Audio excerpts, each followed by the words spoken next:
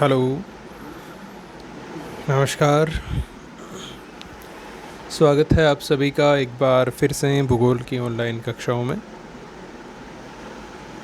उम्मीद है सब स्वस्थ होंगे और नियमित रूप से जो भूगोल की जो ऑनलाइन कक्षाएं आपको उपलब्ध करवाई जा रही है, इनको आप देख रहे होंगे और प्रॉपर तरीके से नोट्स भी बना रहे होंगे। देखिए, अपन बात कर रहे थे भौगोलिक विचारधाराओं की, और इसमें भूगोल में जो अरबी भूगोलवेताओं का योगदान रहा,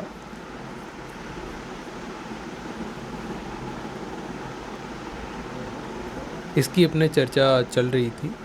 और अपन ने इदरसी के योगदान की बात कर ली थी, और अपन बात कर रहे थे इब्न बतूता की, जिसमें अपन ने सामान्य जो जानकारियाँ इसके बारे में उन पर चर्चा कर ली थी। आज केवल अपने को लिखने का काम था इसका। तो आप हेडिंग लगाई हुई है, लिखना शुरू करें इसमें।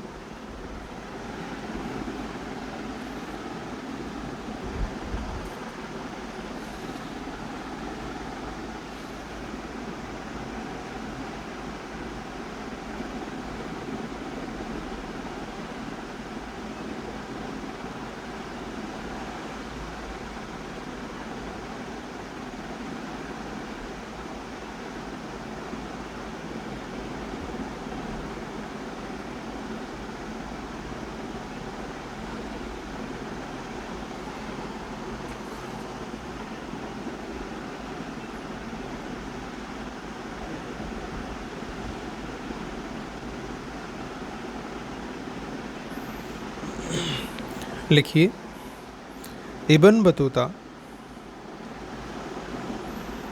भी एक मुख्य अरबी भूगोलवेता थे।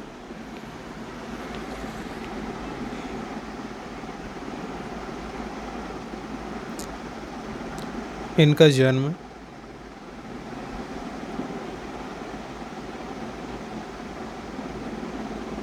इनका जन्म 1304 ईस्वी में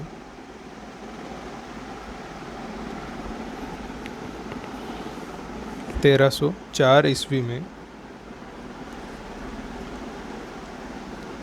उत्तरी अफ्रीका के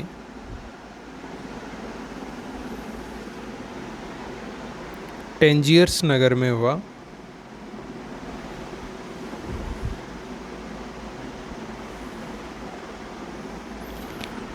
और इनका जन्म एक काजी के परिवार में हुआ था। एक काजी के परिवार में हुआ था, जिसके चलते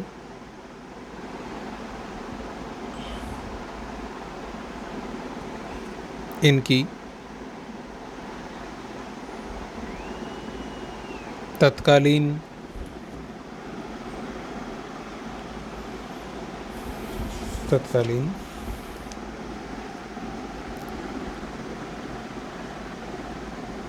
समय में अरब क्षेत्र में काफ़ी इज्जत और प्रसिद्धि थी।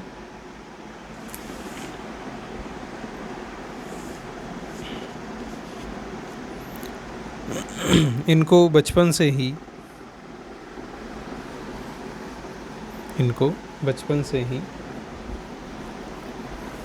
भ्रमण का शौक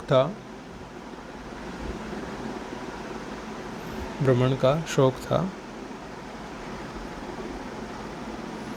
जिसके चलते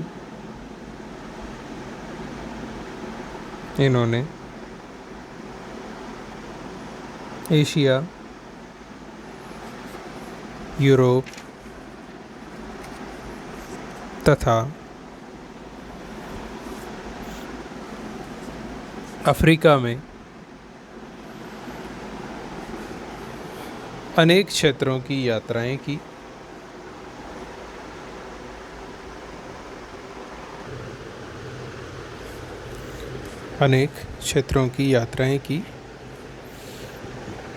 और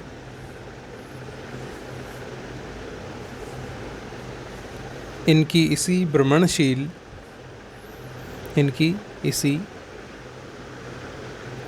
भ्रमणशीलता के कारण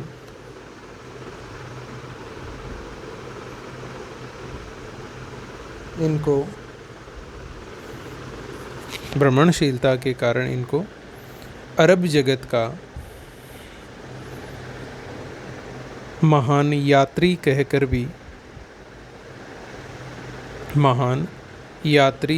भी संबोधित किया जाता है।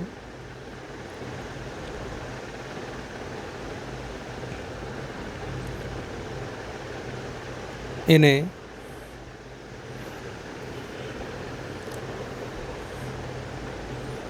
लंबे समय तक विस्तृत प्रदेशों के भ्रमण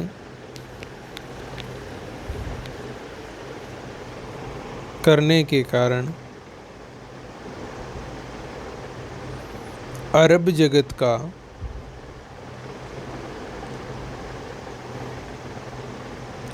मार्को पोलो भी कहा जाता है।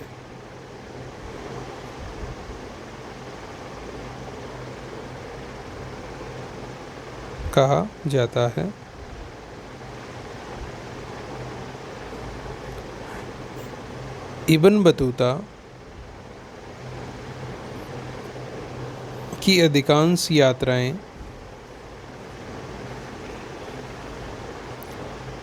उन देशों में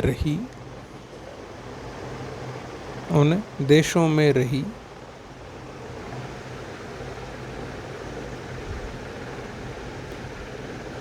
जहाँ की शासन सत्ता का संचालन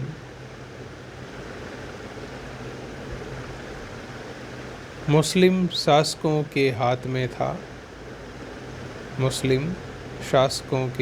में था और इनका संबंध शाही परिवार से होने के कारण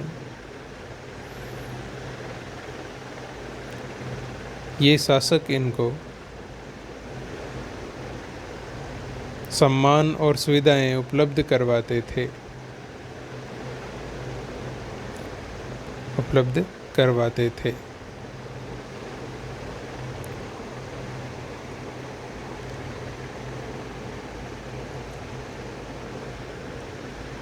ठीक है। अब इनकी यात्राओं की अपन बात करते हैं कि ये कहाँ की इन्होंने यात्राएं की। तो आप हेडिंग बनाना चाहो तो हेडिंग बना लो, नहीं तो पैराग्राफ चेंज करके भी लिख सकते हो। देखो, इब्न बतूता ने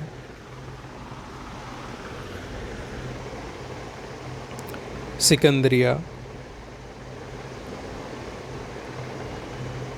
काहिरा,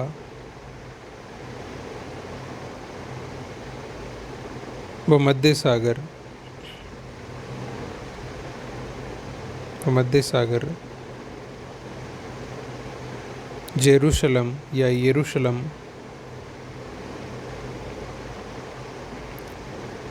बगदाद,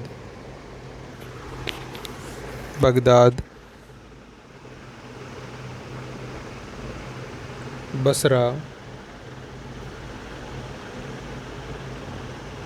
मोसूल,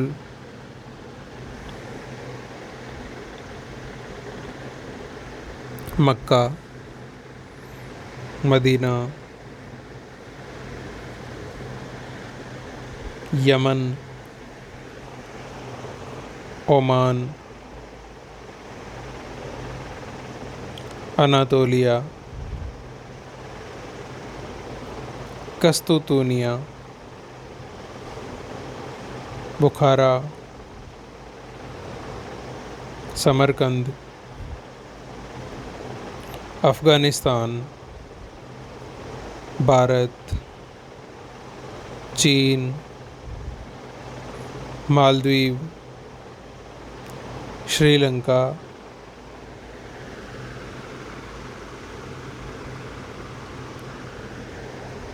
श्रीलंका, जावा, मलाया, स्पेन, नाइजर आदि स्थानों की यात्राएं की और इनका भारत में आगमन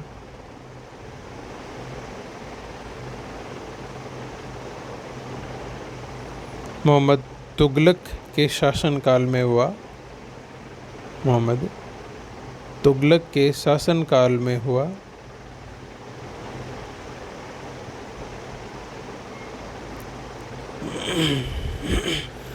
ये 1333 में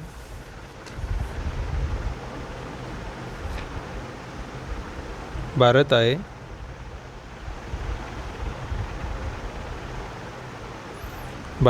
और यहाँ पर इन्होंने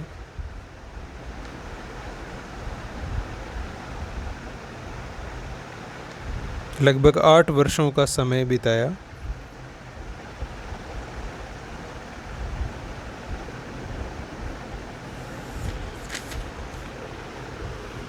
इन्होंने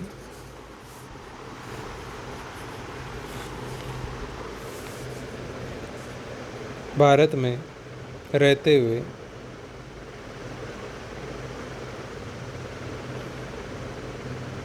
गंगा के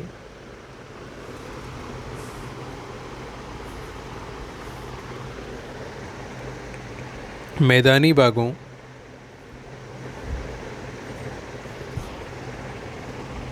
का प्रत्यक्ष रूप से भ्रमण किया और प्राकृतिक तथा सांस्कृतिक तथ्यों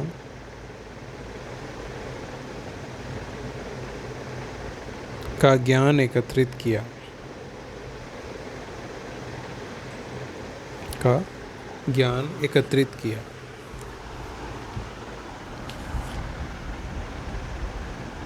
ठीक है।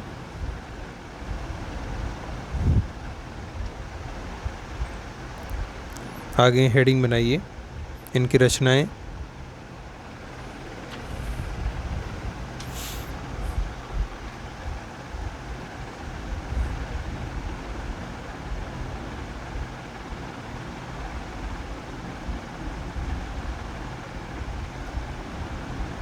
तो इनकी एक ही महत्वपूर्ण पुस्तक है रेहला एंड ट्रेवल्स, जिसमें इन्होंने अपने जो यात्राएं थी उन सभी का तथ्यों और अनुभवों के साथ में वर्णन किया है। तो पुस्तक का नाम लिख लो आप केवल, रेहला एंड ट्रेवल्स।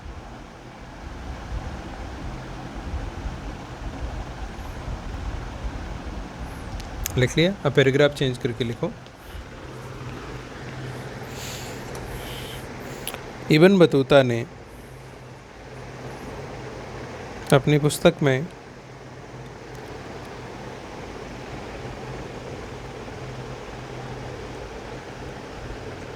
स्वयं की यात्राओं से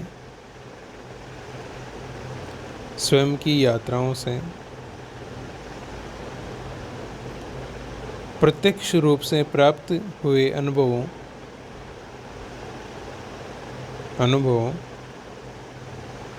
को लिखा है।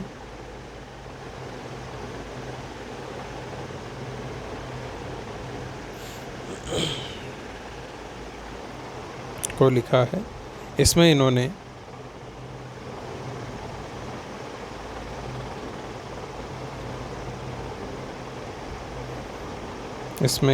उत्तरी पश्चिमी अफ्रीका,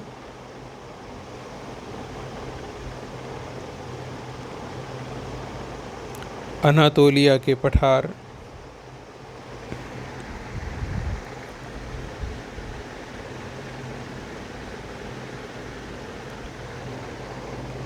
मध्य एशिया, अरब प्रायद्वीप आदि क्षेत्रों में निवास करने वाली जनजातियों के धर्म, संस्कृति, खान पान, रहन सहन, व्यवसाय, सामाजिक नियमावली आदि का वास्तविक अनुभवों से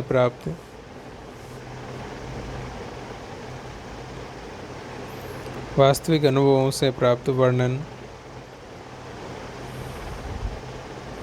प्रस्तुत किया है। ठीक है।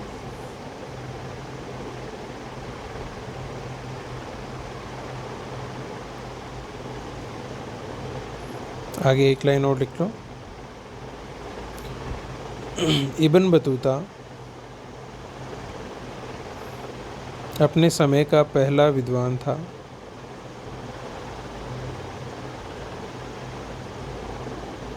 जिसने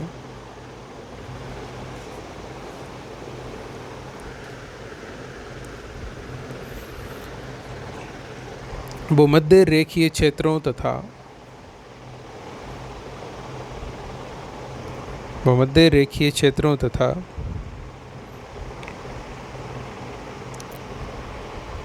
रेखा के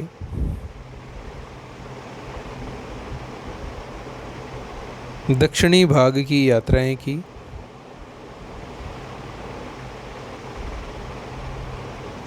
की। और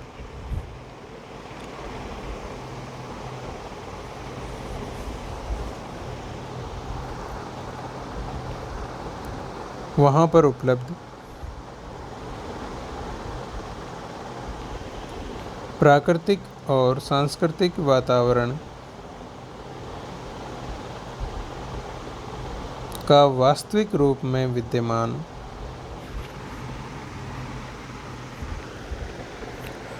विवरण प्रस्तुत किया।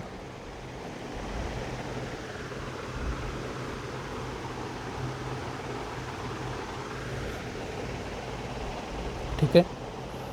तो ये इब्न बतूता कंप्लीट हुआ। उम्मीद है समझ में आया होगा।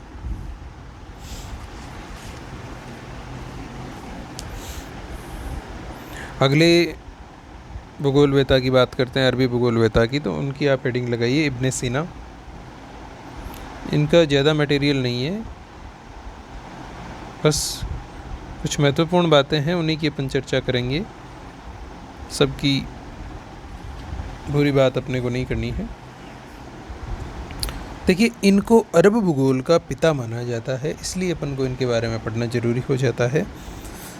ये मूल रूप से बुखारा के निवासी थे और इन्होंने अरबी भाषा में भौगोलिक ज्ञानकोश की रचना की थी, जिसमें इन्होंने पर्वतों के निर्माण, मिट्टी के निर्माण और जो अपर्दन की तत्व है, अपर्दन को प्रभावित करने वाले कारक है, इन सभी का पता लगाया या इन सभी के बारे में जानकारियाँ इकट्ठा की।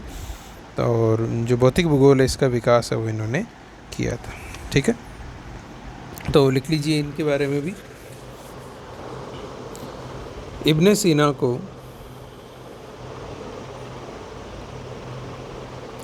अरबी भूगोल का पिता कहा जाता है।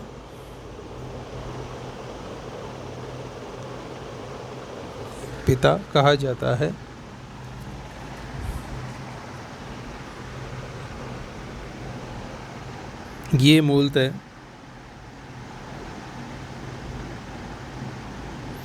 बुखारा के निवासी थे।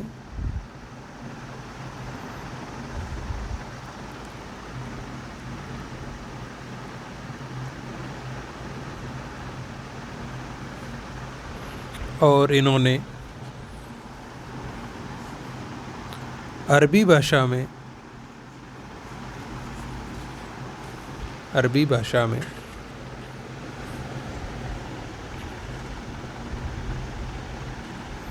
भौगोलिक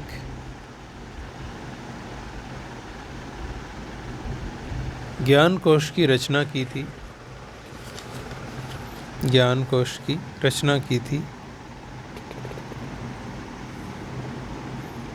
और इन्होंने भौतिक भूगोल के विकास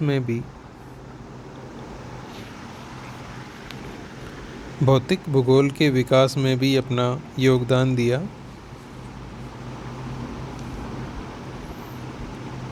जिसके तहत इन्होंने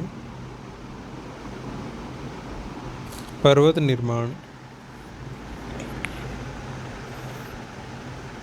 निर्माण, मृदा निर्माण और अपर्दन के तत्वों तथा कारकों के बारे में अनेक जानकारियाँ उपलब्ध करवाई।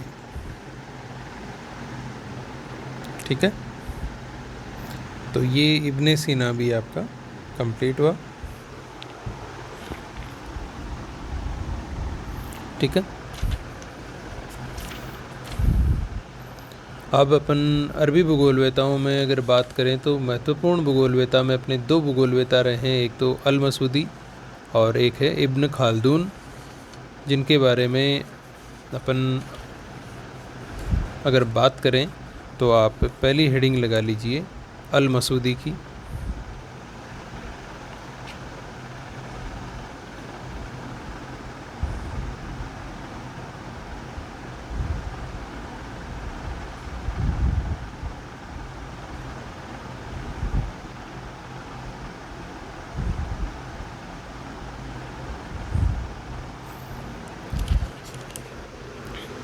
देखिए, अल मसूदी की बात की जाए तो ये ऐसे भूगोलवेता थे जिन्होंने ईरान और इराक का भूगोल की रचना की, और इन्होंने फ़ारस है, आर्मीनिया है, कैस्पियन सागर है, भारत है, श्रीलंका है, अफ्रीका के उत्तरी भाग है, अफ्रीका के पश्चिमी भाग है, यूरोप के दक्षिणी पश्चिमी भाग है, स्पेन वगैरह, इन देशों की यात्राएं की, इन क्षेत्रों की यात्राएं की, और इन सभी का जो वर्णन है वो अपनी अरबी पुस्तकों में भी किया। और इन्होंने विश्व की जलवायु का विभाजन किया, विश्व को जलवायु प्रदेशों में बांटा, जिसमें इन्होंने संपूर्ण विश्व को 7 जलवायु प्रदेशों में विभाजित किया, और कुछ महत्वपूर्ण ग्रंथों की भी इन्होंने रचनाएं की, जिनमें इनके मुख्य ग्रंथों की अगर अपन बात करें तो समय विवरणिका है, सोने की चारागाहें और जवाहरातों की खानें, ये भी इनका एक ग्रंथ है। इसके अलावा उपदेश और निरीक्षण, गजट निर्देश, इस प्रकार के इन्होंने कई ग्रंथ लिखे, और इन सब के अंतर्गत इन्होंने विभिन्न देशों की जो उपजें हैं, उनका रहन सहन है, उनके खनिज है, इन सब के बारे में इन्होंने वर्णन किया है। इसके अलावा एक इनकी उपदेश और जो निरीक्षण नाम की जो पुस्तक है, उसमें इन्होंने पृथ्वी के बारे में, पृथ्वी के आकार के बारे में, और पृथ्वी के जो आवासीय और निर्जन क्षेत्र है उनके बारे में भी इन्होंने बताया है। और भूगोल में अगर इनके योगदान की देखिए बात करें तो ये 10वीं शताब्दी के भूगोलवेता है, और इन्होंने पृथ्वी और ब्रह्मांड के विषय में काफ़ी कुछ जानकारियाँ उपलब्ध करवाई, और इन्होंने बताया कि पृथ्वी का आकार है वो किसी गोल प्लेट के समान चपटा है, और पृथ्वी के चारों ओर 7 सागर है, और इनका मानना था कि पृथ्वी है वो फुटबॉल की तरह ही गोल है, और इसीलिए हम क्या करते हैं कि अगर हम किसी क्षेत्र की यात्राएं करते हैं तो परिक्रमा करते हैं तो पुनः जिस स्थान से यात्रा प्रारंभ करते हैं वहीं पर वापस पहुंच जाते हैं। ठीक है, और इन्होंने बताया कि जो पृथ्वी है वो ब्रह्मांड के केंद्र में है, और सूर्य और जो बाकी के ग्रह है, उपग्रह है, वो इसके चारों ओर चक्कर लगाते रहते हैं। इन्होंने पृथ्वी पर कुल 7 सागरों की स्थिति भी बताई, जिसमें इन्होंने फ़ारस सागर है, इसको फ़ारस की जो खाड़ी का वर्तमान का क्षेत्र है, इसको इन्होंने फ़ारस सागर बताया। और इसके अलावा इन्होंने सिंध नदी का जो डेल्टा है जहाँ कुमारी अंतरीप का क्षेत्र है, तो सिंध नदी के डेल्टा से लेकर कुमारी अंतरीप तक इन्होंने एक सागर बताया जिसका नाम इन्होंने लारेवी सागर रखा। इसके अलावा भारत का जो पूर्वी तट है, जो अपन जिसको वर्तमान में बंगाल की खाड़ी कहते हैं, इसको भी इन्होंने एक सागर का नाम दिया जिसको इन्होंने हेरकंद सागर कहा। इसके अलावा जो मलक्का जलडमरू मध्य वाला जो क्षेत्र है, यहाँ पर इन्होंने एक सागर बताया जिसका नाम इन्होंने सैलाहत सागर रखा। फिर इसके अलावा अगर बात करें तो अपन जो थाईलैंड की खाड़ी है, यहाँ पर इन्होंने करदेन सागर की स्थिति बताई। और वियतनाम और जो चीन का पूर्वी तट है, यहाँ पर इन्होंने सैम सागर की स्थिति बताई। और जो वर्तमान का चीन सागर है, इसका नाम इन्होंने सांजी सागर है वो बताया था।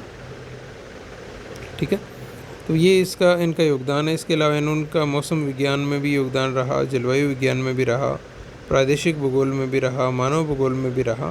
तो इन सब की चर्चा है वो अपन आगे करेंगे। आज के लिए अपन यहीं पे विराम देते हैं। ठीक है, तो धन्यवाद आप सभी का। कल फिर मिलते हैं आगे के बिंदुओं के साथ। तब तक आप अपनी सेहत का ध्यान रखें और अपनी तैयारी है वो नियमित रूप से करते रहें।